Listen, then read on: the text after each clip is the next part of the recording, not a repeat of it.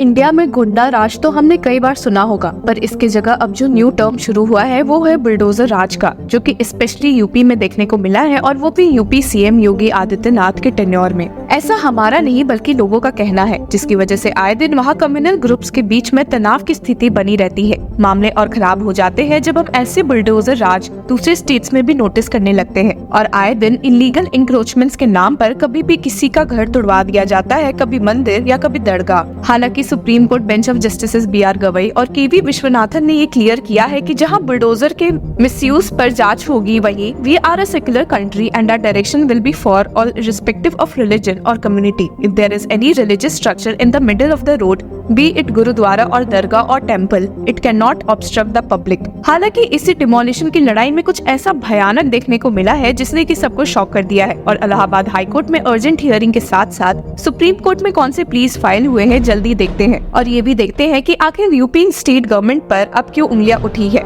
मामले की शुरुआत होती है बीते दिनों महाराजगंज मार्केट एरिया और बहराइच डिस्ट्रिक्ट यूपी में हुए डिमोलिशन से, जिसने की इतना अगली टर्न ले लिया है कि आप सुनकर हैरान रह जाएंगे। दशहरा पूजा के दौरान इस एरिया में काफी कम्युनल राइट्स देखने को मिले थे, जब लाउड स्पीकर नॉइसेस को टारगेट करते हुए हलचल पैदा हो गई, और जिसके कुछ समय बाद ही एक व्यक्ति की मौत भी। 22 साल के राम गोपाल मिश्रा पर इल्जाम लगा था कि उन्होंने एक स्पेसिफिक कम्युनिटी के घर पे से हरे झंडे को हटाकर सैफरॉन कलर का फ्लैग लगाया था। इस मर्डर केस में 5 अक्यूज्ड को अरेस्ट करने में यूपी पुलिस की हाथापाई हो गई, जिसमें मोहम्मद तालिम और मोहम्मद सरफराज को चोट भी लगी। अब इस केस में एक नया मुद्दा ये उठा है कि पब्लिक वर्क्स डिपार्टमेंट ने जल्दी करते हुए 23 buildings including shops and houses को नोटिस इशू कर दिया है, उसी एरिया में जहां मिश्रा की डेथ हुई थी, और ये कहा है कि उनके घर इलीगल इंक्रोचमेंट कर रहे हैं। इंटरेस्टिंग बात तो यहाँ ये है कि इन घरों में अक्यूज के घर भी शामिल थे, जिसकी वजह से यूपी सरकार पर उंगलियां उठ गई। और एक शॉकिंग इवेंट में संडे को इलाहाबाद हाईकोर्ट की एक बेंच ने अर्जेंट हियरिंग करते हुए इस मामले की सुनवाई शुरू कर दी। इलाहाबाद हाईकोर्ट में पब्लिक इंटरेस्ट लिटिगेशन प्लीज, जो कि association for protection of civil rights through its vice president UP east Syed Mahfoozur Rahman ने यूपी स्टेट गवर्नमेंट के इस डिमोलिशन एक्शन पर ही सवाल उठा दिया है। इलाहाबाद हाईकोर्ट में जस्टिस अताउर रहमान मासूदी और सुभाष विद्यार्थी की बेंच ने इस मामले में एक स्टे तो नहीं लगाया, पर ये कहा कि उन्हें यूपी स्टेट गवर्नमेंट से उम्मीद नहीं है कि वे सुप्रीम कोर्ट के ऑर्डर्स को वायलेट करते हुए कोई भी डिमोलिशन करेंगे। आपको याद दिला दे कि Supreme Court bench of justice B R. Gavai और के.वी. विश्वनाथन ने अपने 17 सितंबर के ऑर्डर में ये साफ कहा था कि बुलडोजर जस्टिस के मामले में कोई भी डिमोलिशन नहीं होगा, except for encroachments on public roads, footpaths, railway lines and water bodies. और इसी को ध्यान में रखते हुए इलाहाबाद हाईकोर्ट की बेंच ने कहा कि the apex court in so far as the demolition of construction is concerned, an order has already been passed on September 17, 2024. We have no reason to believe that the UP government will not follow the order passed by the Supreme Court. अब जहां Allahabad high court ने इस मामले में UP सरकार पर भरोसा दिखाया है, वहीं अक्यूज्ड को 15 दिन का टाइम दिया गया है रिस्पॉन्ड करने के लिए। लेकिन अक्यूज ने अब सुप्रीम कोर्ट का दरवाजा खटखटाया है न्याय की मांग करते हुए। यूपी स्टेट गवर्नमेंट के डिमोलिशन एक्ट पर ही एक स्टे की मांग करते हुए the petition has stated the trigger for the proposed demolitions notices is the close proximity of the communal flare up and violence incident, the urgency shown and the short 3 days time that has been given to respond to the notice when the applicants have been occupying the house shops for decades. The short time of 3 days to respond to the notice denies reasonable opportunity and time to the applicants to seek legal remedy. ये application इस case में 3 accused द्वारा filed है, जिनके घरों पर PWD द्वारा notice चिपकाया गया है कि अगर वे वेकेट नहीं करते हैं तो उनके घरों को गिरा दिया जाएगा। The applicants, hawkers and farmers by occupation claim that the properties for which notices have been issued are 10 to 70 years old. They allege that the proposed action is punitive and the government's defense of unauthorized construction is merely a ruse to illegally overcome the court's stay order on demolitions. और इन्हीं सब को ध्यान में रखते हुए petition में filed है कि the pick and choose policy of the state government of Uttar Pradesh is apparent from the fact that while one's adjacent neighbor of the house of applicant has received the notice, the adjacent neighbor on the other side of the same house has not received any notice. आप सुनकर चौंक भी जाएंगे कि demolition के डर से लोगों ने खुद से ही अपने घरों को तोड़ना शुरू कर दिया है, और इसी बारे में पिटिशन में स्टेटेड है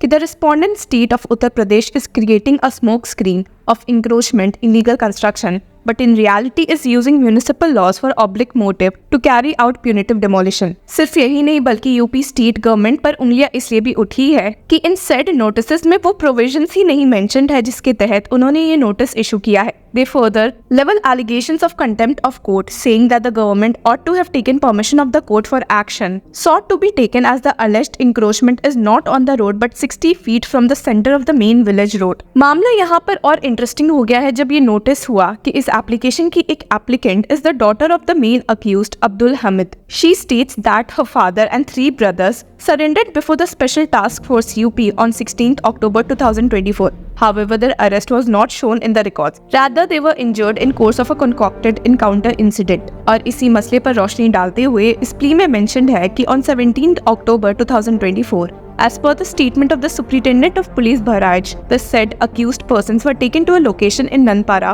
near the Indo-Nepal border for retrieval of the alleged weapon used in the murder of aforementioned Ram Gopal Mishra. A suspicious and highly doubtful version was thereafter narrated by the police that while retrieving the alleged weapons, accused Sarfaraz and Mohammad Talib, initially not named in the FIR, fired at the police team with the said weapons and in self-defense, the police shot and injured the said accused persons. अब आपको बता दें कि इस case में कई बातें सामने आ रही है जिसमें से पहला ये है कि मृत राम गोपाल मिश्रा पर झूठे इल्जाम लगे थे कि वे कम्युनल राइट्स में शामिल हुए थे और इसके बावजूद कि उन पर पहले फायरिंग हुई थी और उनकी मौत हो गई थी, उसके बाद भी उनके बॉडी को टॉर्चर किया गया था और हालत खराब की गई थी. और फिर इस केस में जो अक्यूज्ड पाए गए हैं जिनकी हाथापाई पुलिस के साथ अरेस्ट के दौरान हुई थी, पर ये इल्जाम लगा है कि वे अब खुद विक्टिम बनकर कोर्ट के पास आ पहुंचे हैं कि उनके साथ यूपी सरकार और पुलिस ने गलत किया है. अब किस बात में कितनी सच्चाई है हमें जल्द पता चलेगा, पर आपको बता दें कि राम गोपाल मिश्रा के फैमिली से अभी हाल ही में सीएम योगी आदित्यनाथ ने मुलाकात की थी